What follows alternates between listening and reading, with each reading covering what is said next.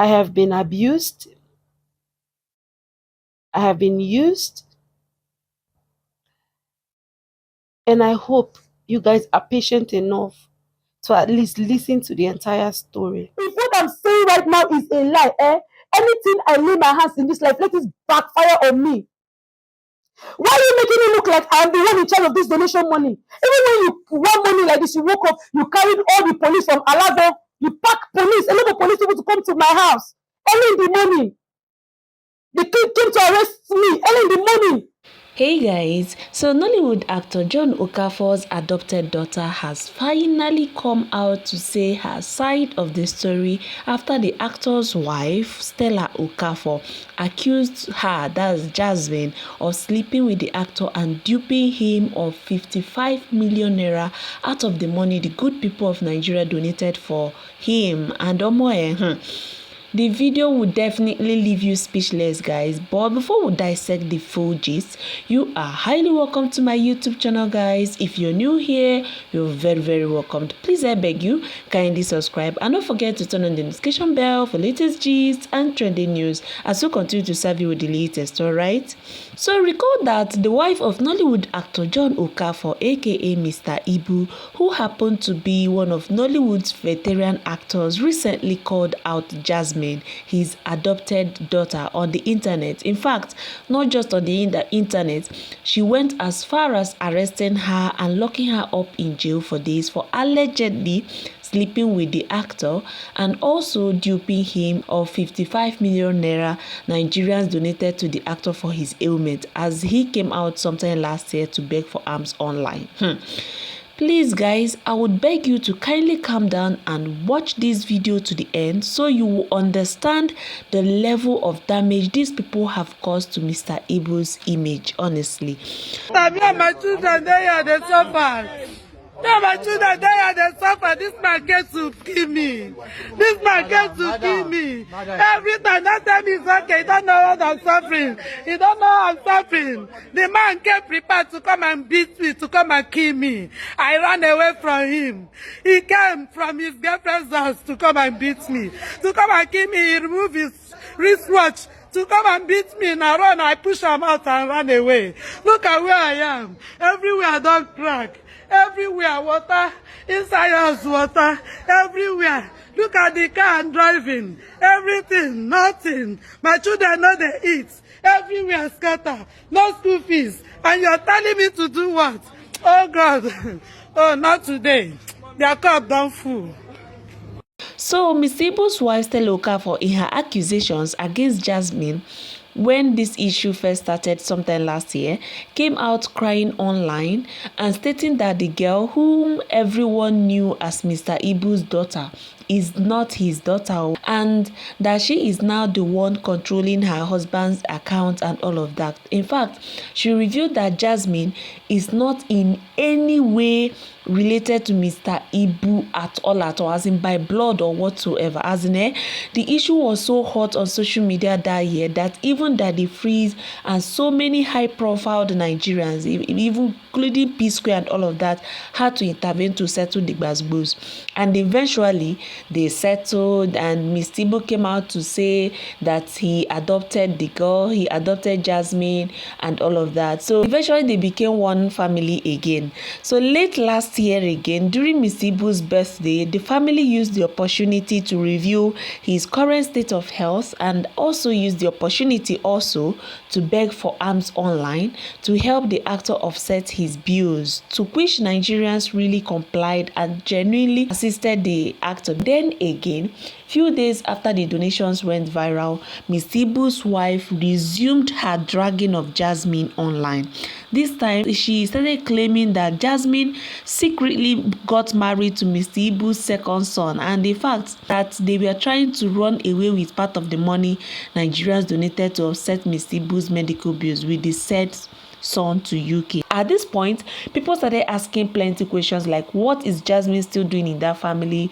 Why is she the one controlling the affairs of Mr. Ibu's family? Why can't she mind her business and mind her family? And For you to know, her real surname is Okeke and not Okafor, of which at first she was answering Jasmine Okafor until Mr Ibu's wife accused her publicly dragged her online. That was when she changed from Jasmine Okafor to Okeke, her real name. No be small thing o.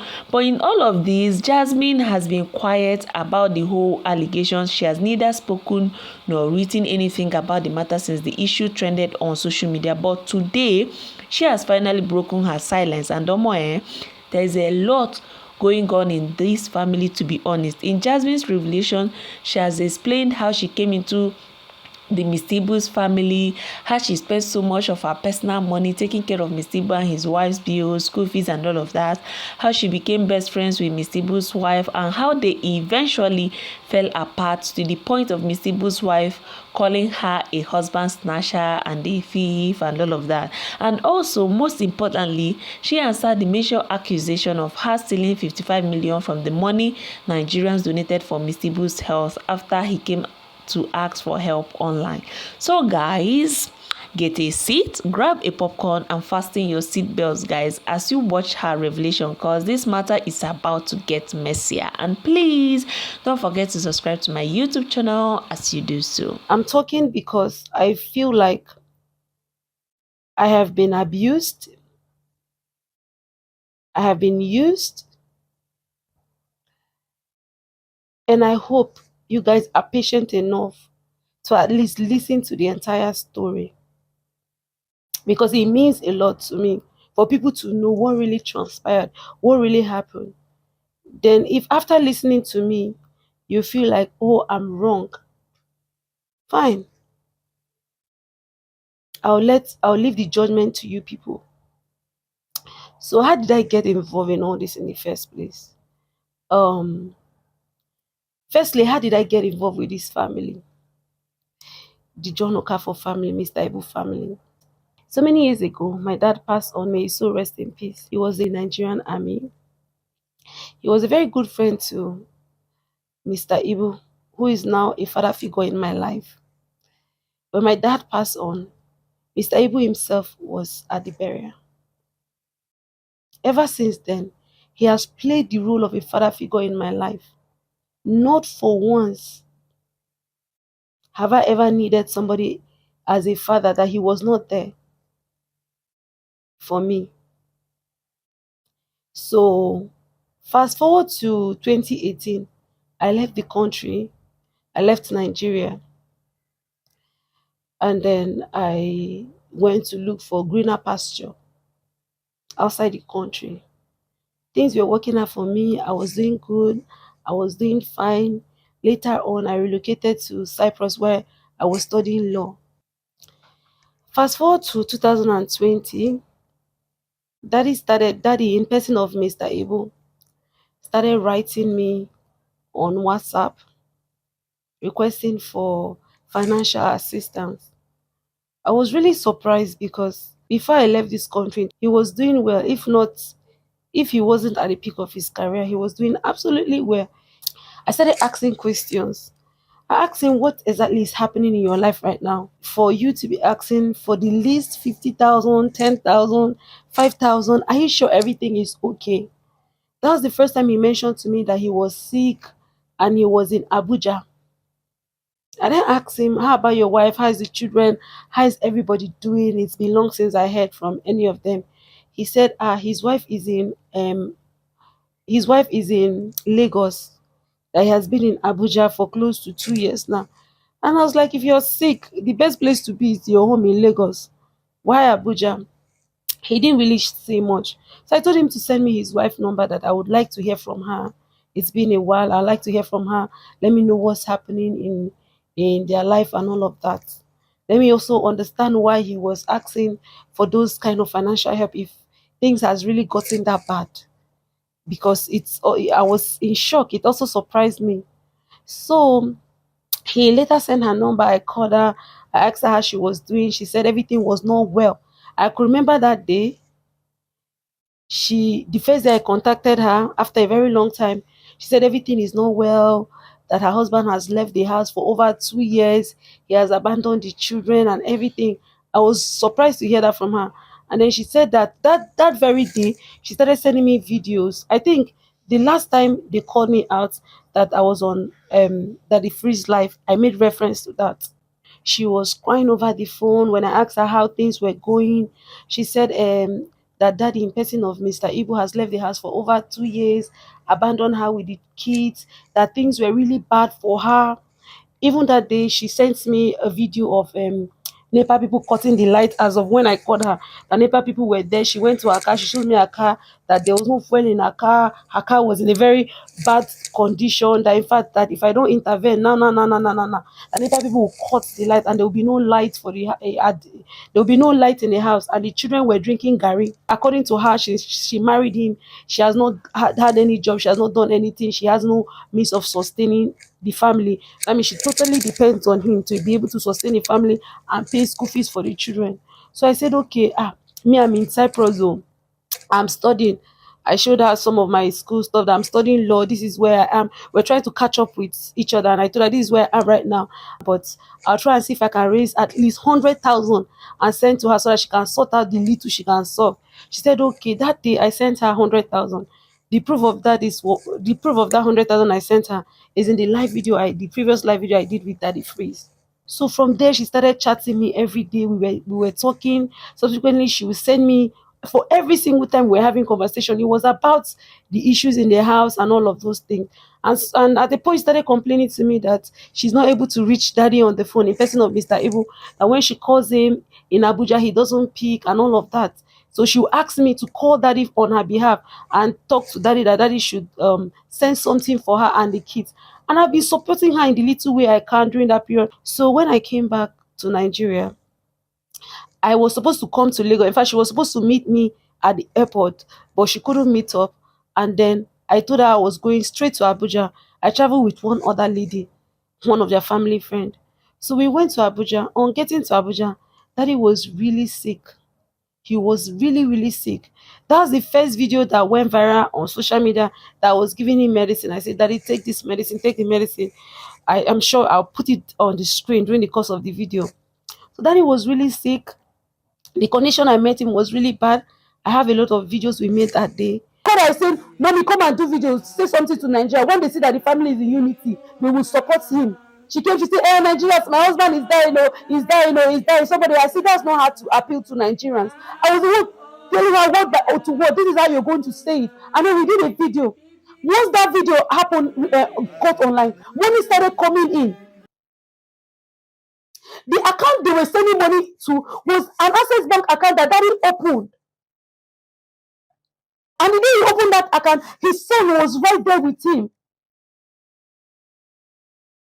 The mobile app of that account, because as daddy is, when I came back to Nigeria, daddy was not operating his mobile account. Most of the mobile app, he wasn't even using mobile app. So when he went to open that Access Bank, he insisted that his son would be operating the mobile app on his phone, on his own phone. You can go to Access Bank and make inquiry if what mobile app on that particular account was ever logged into another account. It was on his son's phone. He put his son in charge of that account.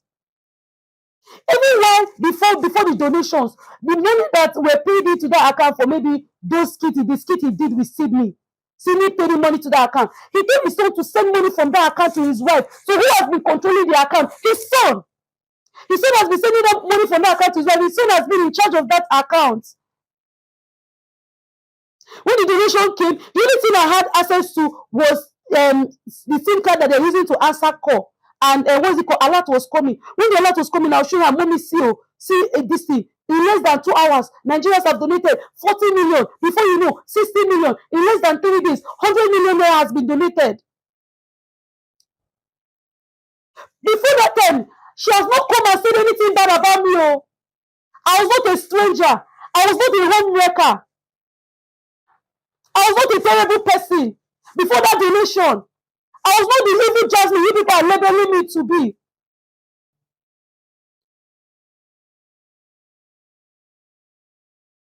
When the donation money started coming, she was the one that even met me and said, okay, she was very happy. She said, the first thing she said, thank God, I was showing her from the was it the alarm, the phones people were using to make call, because I was the one answering call when people were calling to check in on him. Daddy's main phone, daddy's phone was with the wife. Daddy's phone was with the wife, and that phone that the wife is holding, the main phone, I was the one that bought it for him. The phone that I was with was an old phone he was not using, he left in my house. That is SIM card to answer call. The phone for transaction, where the money is coming for, was his son. His son was in charge of that phone. I have never, ever, ever, ever, ever in my life controlled the account that the donations were made to. Quote me anywhere. Choma, I have never in my life been in charge of the account that Nigerians donated money to. I have never, for one day, operated that account. I was only seeing alert. And when the alert was coming, I was giving her every single detail. Until that money got to 100 million, and that conversation she was saying she wanted to buy iPhone 15. She cannot say she did not say she wanted to buy iPhone 15. She cannot say she did not say she wanted to do her body. She cannot say she never said she wanted to buy a car with the money. Why daddy was in the hospital? And my problem was, she was telling me, knowing fully well that I was not in charge of the money. But what she was telling me was for me to go and tell the son. Because she knows if she goes and tell the son to transfer money from his father's account to her account to go and do all those things, he will not answer her. The one day she say, God has blessed us, our time has come, this is our time that she's going to live her life and all of those things. And you don't say anything about it. Now people are saying I'm the one that brought this whole matter to social media. How? The first time this woman dragged me, she was the one that brought it to social media. So you have heard all she has said. In my opinion, I think both Jasmine and Mr Ibu's family were using each other. Jasmine used Mr Ibu to gain more relevance after she returned from Cyprus, and Mr Ibu's family saw her as their ATM, especially his wife. So now that the big money has landed, Mr Ibu's wife has decided to kick her out completely. Tough. Even though there are some atom of genuineness in all that Jasmine has explained, I would personally advise her to face her family and concentrate on building her own brand. God, who sees her true heart, if any, will vindicate her at the right time. So if you have watched up to this point, thank you so much, guys. Please, I beg you, kindly subscribe and don't forget to let me know what you think about this video in the comment section below. Do you believe Jasmine or Mr Ibu's wife? Do you think Jasmine is saying the truth at any point? Do you think they ever had anything going on between him and Mr Ibu, or him and Mr Ibu's sons, or whatever? Please kindly let me know as you enjoy the rest of your day. Stay beautiful and have a nice day. Thank you.